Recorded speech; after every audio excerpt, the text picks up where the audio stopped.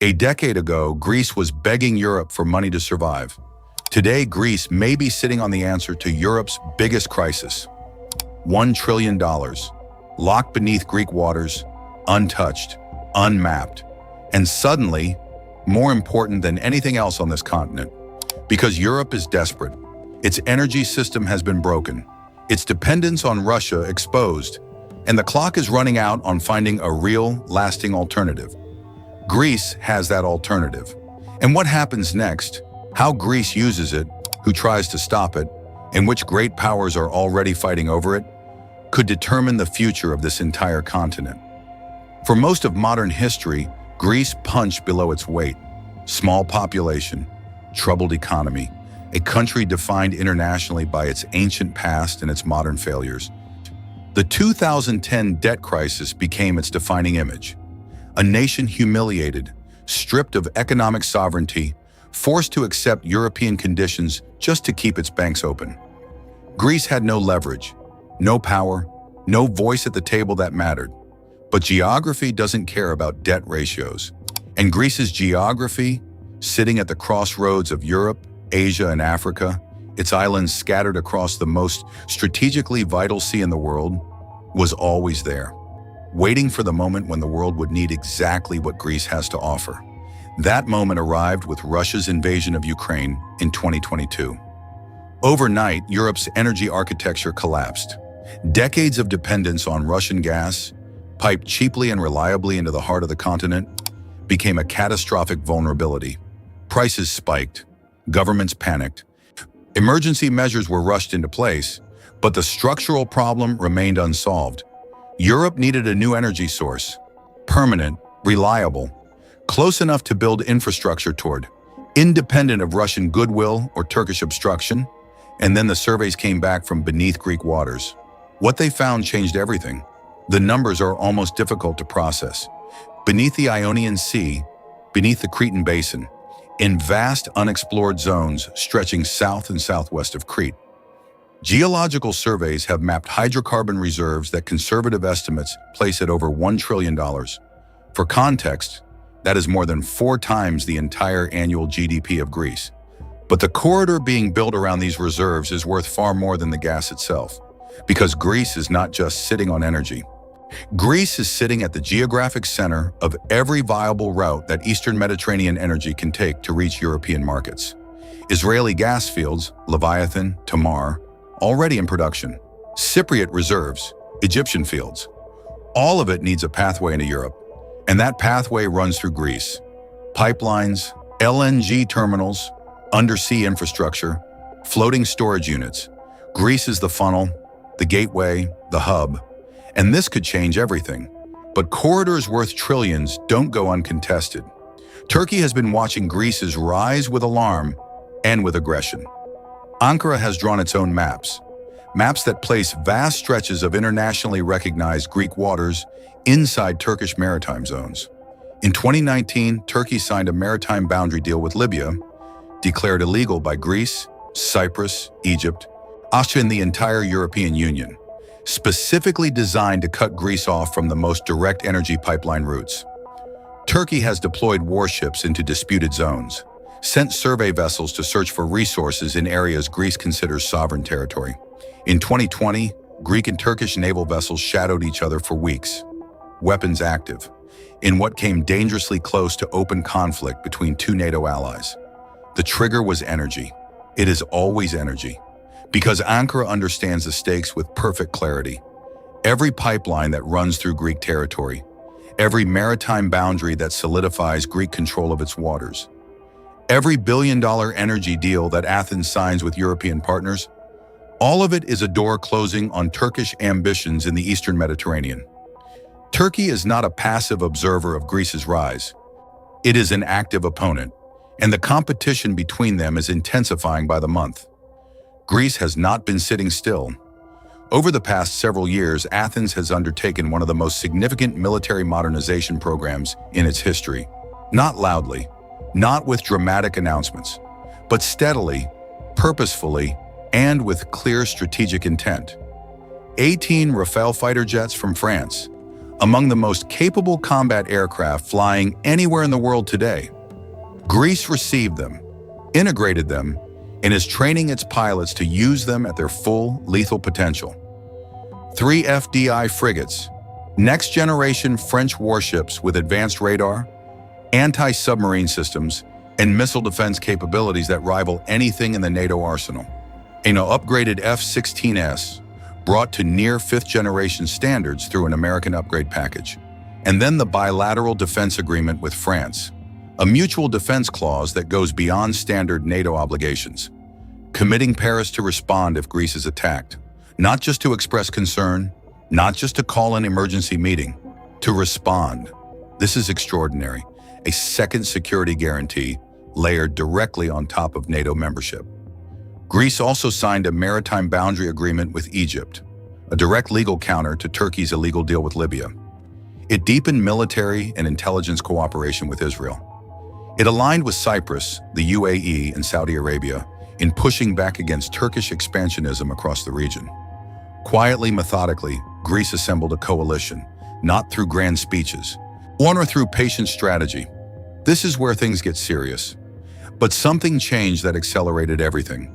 The United States began treating Greece not as a peripheral NATO ally, but as a strategic anchor. The port of Alexandroupolis in northern Greece has become one of America's most important military logistics hubs in Europe. Through it, American equipment and troops move into Eastern Europe along a route that bypasses Turkey entirely, reducing NATO's dependence on Ankaras cooperation for access to the Black Sea region. Suda Bay in Crete has expanded dramatically as a naval platform, capable of projecting American sea power across the Mediterranean toward the Middle East, North Africa, and beyond simultaneously. And in a move that received almost no mainstream coverage, Greece removed the cap on the number of American military bases permitted on its soil. Greece opened its entire territory to American military infrastructure. No other NATO ally has made that offer so completely or so consequentially. The message this sends to Turkey is precise and unmistakable. America has options, and America is exercising them. Now here is what almost nobody is discussing. The port at the center of Greece's entire corridor strategy, Piraeus, the gateway through which energy, trade, and strategic infrastructure must flow, is significantly controlled by COSCO, a Chinese state-owned company. Beijing bought its stake when Greece was financially desperate. It invested, it modernized. It turned Piraeus into one of the fastest-growing ports in Europe. And in doing so, it planted a flag inside the EU's most strategically important maritime gateway.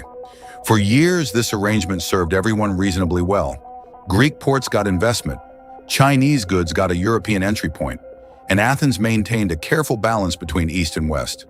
But that balance is now unsustainable. As the United States deepens its military and energy partnership with Greece, Washington is pressing Athens to recalibrate its relationship with Chinese infrastructure investment to ensure that Piraeus, the hub of Europe's new southern energy corridor, does not remain partially controlled by a strategic competitor. Greece must now choose, not openly, not dramatically, but in the quiet language of contract renewals, investment approvals, and infrastructure decisions. Does Piraeus serve the Western Corridor or Beijing's Belt and Road? That choice will shape the entire strategic value of everything Greece is building. Look at the full picture. What Greece is building: energy infrastructure, military alliances, trade partnerships, digital cable networks, is not just a national development plan. It is a civilizational reorientation of Europe's southern frontier. For decades, Turkey was the indispensable southern anchor of NATO. Its military mass, its control of the Bosphorus, its geographic position at the crossroads of Europe and Asia made it irreplaceable. But Turkey's behavior under Erdogan, buying Russian weapons, contesting Allied maritime territory, using NATO membership as a transactional bargaining chip, has eroded that indispensability faster than Ankara seems to realize. Greece is filling the vacuum. American bases, French defense guarantees, Israeli intelligence cooperation, Egyptian maritime agreements, energy infrastructure serving the entire European continent. Greece is becoming the platform from which Western power projects across 3 theaters simultaneously. Eastern Europe to the north, the Middle East to the east, North Africa to the south. A country of 11 million people is becoming strategically indispensable to the most powerful nations on Earth. And the implications of that extend far beyond the Mediterranean. Every barrel of Eastern Mediterranean gas that flows through Greek pipelines into Central Europe reduces Russian leverage over European governments. Every American logistics movement through Alexandroupolis reduces Turkish leverage over NATO operations. Every energy deal signed between Athens and a European partner is a vote for a different kind of European future. One less dependent on authoritarian suppliers, less vulnerable to geographic choke points controlled by unreliable partners.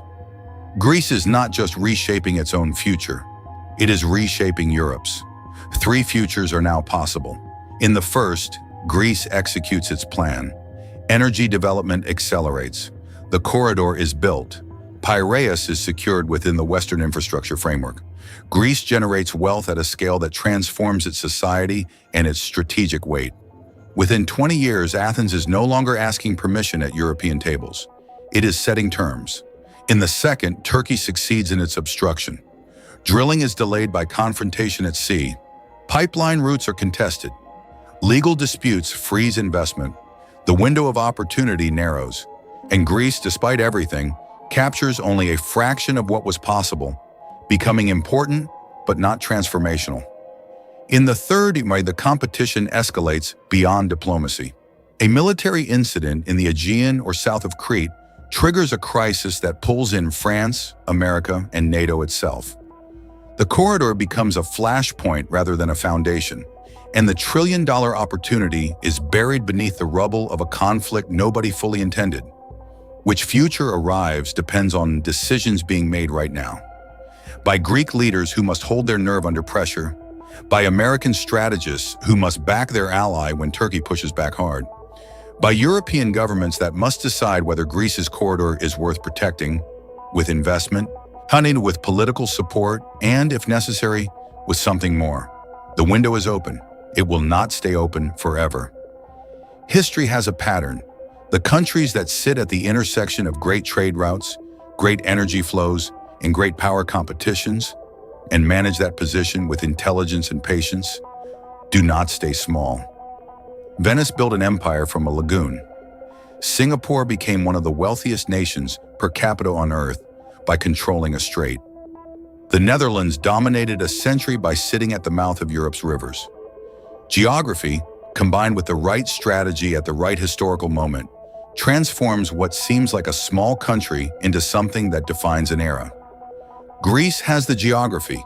It has the moment. It has, and for the first time in its modern history, the partnerships and the military capability to defend what it is building.